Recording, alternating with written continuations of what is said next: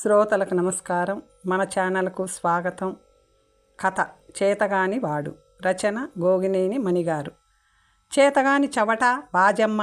ఆ మాటలు వరమ్మ నోటి నుండి రాకపోయినా తల్లి తన వైపు నిరసనగా చూసిన చూపు నుండి పాండుకి మాత్రం వినిపించాయి. నిట్టూరుస్తూ ఒక్క క్షణం అలాగే నిలబడిపోయాడు. కొడుకు రాక కోసం ఎదురుచూస్తూ అప్పటి వరకు ఇంటి గుమ్మం ముందే కూర్చొని వరమ్మ లేచి లోపలకు అడుగు పెడుతూ కొడుకుతో, అలా రాటలా అక్కడే నిలబడిపోయావేం, లోపలికేడు అంది కొంచెం విసురుగా. లోపలకు వచ్చిన పాండు తల్లి కోపాన్ని పోగొట్టాలనే ఉద్దేశంతో, అమ్మా ఆకలిగా ఉందమ్మా, అన్నం పెట్టద్దు అన్నాడు గోముగా. వరమ్మలో కోపం ఇంకొంచెం పెరిగిందే కానీ తగ్గలేదు. బోండాం బాబుని బాగా మోసి అలసిపోయావు కాబోలు అని ఆమె అంటుంటే మధ్యలో అడ్డం వచ్చి, పాండు నువ్వు అలా అంటున్నావేంటమ్మా, లావుగా ఉంటాడని పిల్లలు అలా వెక్కిరిస్తూ పిలుస్తారు కానీ వాడి పేరు బోసుబాబు అన్నాడు కొంచెం కెనుకుగా. అవునా, ఇది తెలిసిన నీకు పెద్దవాళ్లతో ఎలా మాట్లాడాలో మాత్రం తెలవదా? మనకి మాట సాయం చేస్తూ మన మంచి కోరే మేనమామతో అలా తలబిరుసుగా మాట్లాడతావా అన్నది.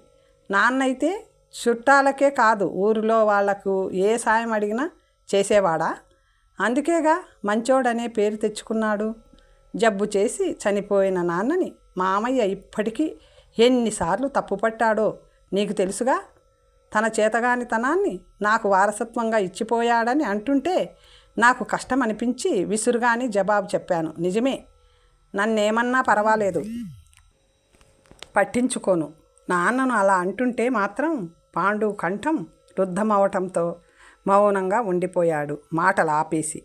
వరమ్మ పళ్ళెంతో అన్నం తెచ్చి మౌనంగానే కొడుకు ముందు పెట్టింది.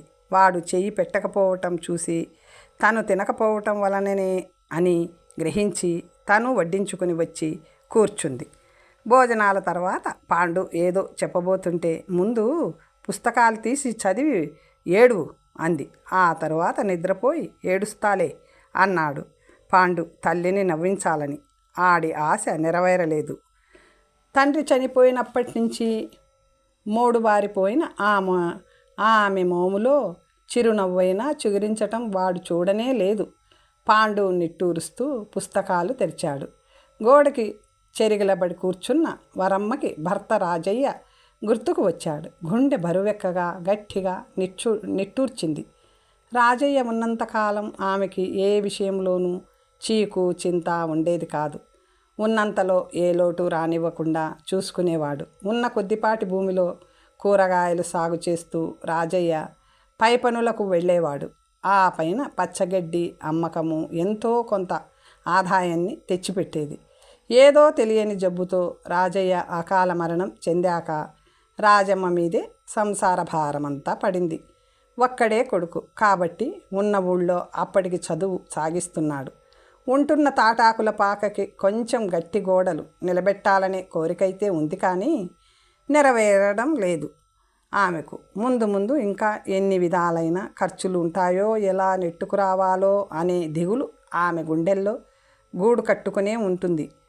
అన్న అంటున్నట్లుగా తన భర్త కొడుకు పాండుకి తన చేతగానితనాన్ని వారసత్వంగా ఇచ్చిపోయాడా? ఇలాంటి వాటితో తనకి తిప్పలు తప్పవా? నిట్టూర్చింది వరమ్మ. రాజయ్య పనులు చేయటమే కానీ ఎవ్వరిని ఇంత ఖచ్చితంగా ఇవ్వాల్సిందేనని అడిగేవాడు కాదు. తను ఒకసారి చిరాకు పడింది.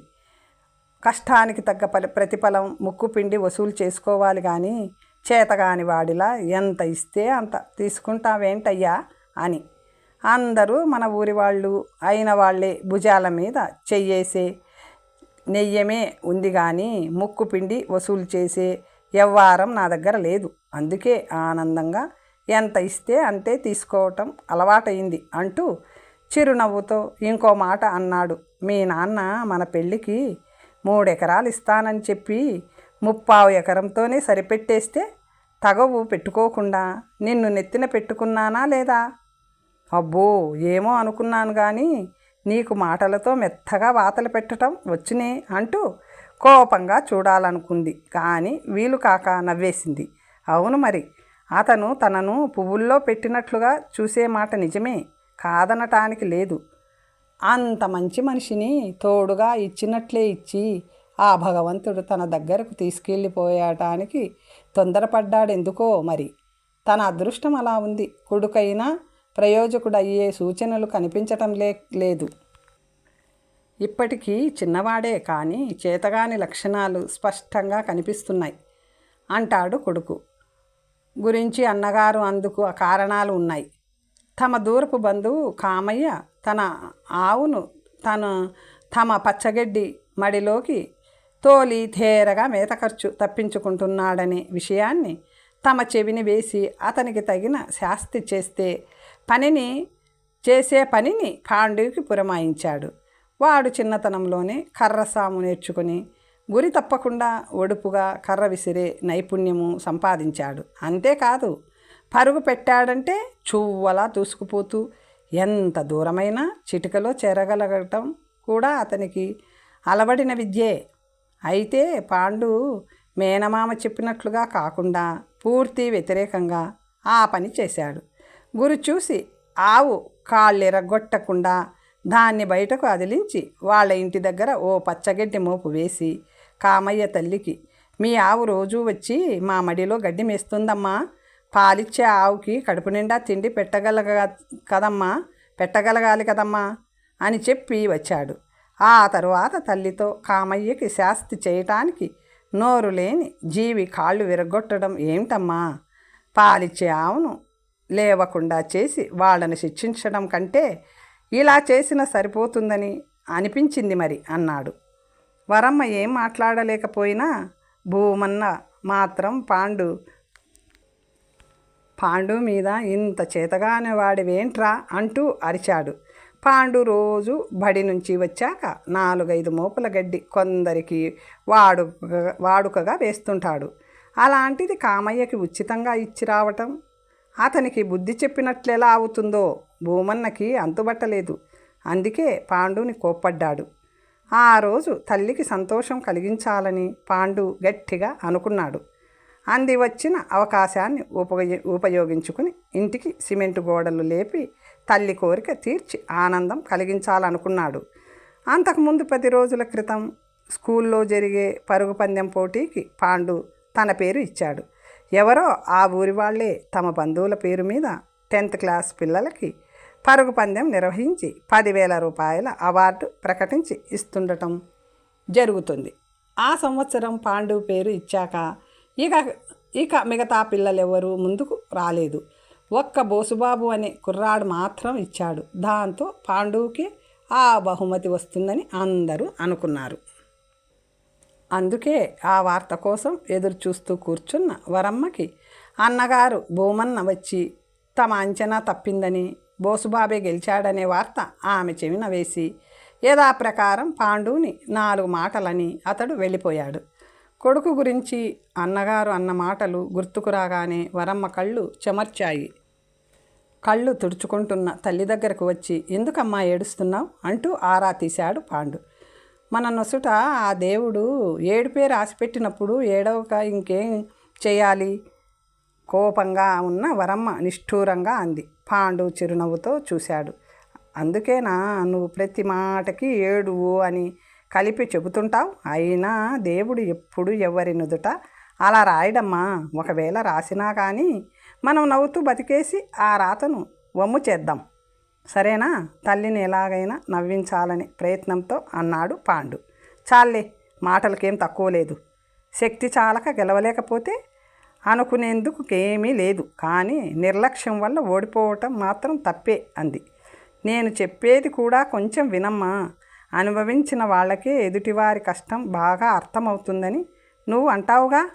మనకి డబ్బు సర్దుబాటు కాకనే డాక్టర్ దగ్గరకు తీసుకెళ్లటంలో ఆలస్యం చేసి నాన్నను పోగొట్టుకున్నామని బాధపడుతుంటాం, అవునా అని అడిగాడు తల్లి చేయి పట్టుకొని ఆనునయంగా.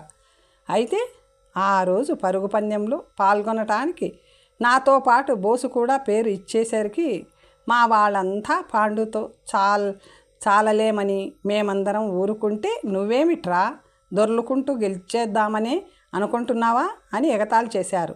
వాడు కన్నీళ్లు పెట్టుకొని ఊరుకున్నాడే కానీ మాట్లాడలేదు. ఆ తరువాత చెరువుగట్టు మీద రోజు రొప్పుతూ పరుగు ప్రాక్టీస్ చేస్తుండటం చూసి ఆశ్చర్యపోయా. అప్పుడు వాడి నేస్తాలు అసలు విషయం చెప్పారు. వాళ్ళమ్మకి ఏదో జబ్బంట, అవార్డు గెలిచి వాళ్ళమ్మకు వైద్యం చేయించాలని వాడి పట్టుదలట. సరిగ్గా ఈరోజు పందెంలో బరి దాటబోతుంటే ఈ మాటలు గుర్తొచ్చి ఒక్క క్షణం వాడెక్కడున్నాడోనని చూశా. వెనకే రొప్పుతూ వస్తున్న వాడి ముఖంలో నాకప్పుడు వాళ్ళమ్మే కనిపించింది. ఈ కాస్త సాయాన్ని బోసు ఉపయోగించుకొని గీత దాటేసి గెలిచాడు. అందరూ చప్పట్లతో అభినందిస్తుంటే వాడు నా వైపు గర్వంగా ధీమాగా చూడలేదు. అన్ననో తమ్ముడినో కావలించుకుంటున్నంత ఇష్టంగా చూశాడు. దాంతో నాకు సంతోషమేసి వాడిని ఇష్టంగా భుజాలకెక్కించుకున్న. గెలవడంలోనే కాదమ్మా, గెలిపించడంలోనూ ఆనందం ఉంటుందని నాకు ఈరోజే అర్థమైంది. వాడి మాటలకు నిర్ఘాతపోయిన వరమ్మ కొడుకు వైపు 2 క్షణాలు కళ్ళార్పకుండా చూసింది. ఏమిటమ్మా అలా చూస్తున్నావు? మామయ్యలా చేతగాని వాడా అని తిట్టాలనిపిస్తే తిట్టేయి అన్నాడు కొంచెం కినుకుగా. అవును, నువ్వు నిజంగా చాలా గొప్ప చేతగాని వాడివిరా అంటూ నవ్వింది తల్లి. తల్లి నవ్వును చూసిన పాండు ఆనందంతో ఆమెను 2 చేతులతో చుట్టేసి, అమ్మా నీకో సంగతి చెప్దామనుకుంటూనే ఉన్నాను, చెప్పలేదు. కామయ్య అమ్మగారు అతనిని ఏం మందలించారో తెలియదు కానీ కామయ్య నాతో మాకు కూడా ఓ మోపు పచ్చగడ్డి వేస్తుండరా, డబ్బు ముందుగానే ఇచ్చేస్తా అన్నాడు తెలుసా. నేనే వద్దన్నాను, అమ్మకు చెప్పి నెలాఖరికే తీసుకుంటానని అన్నాడు.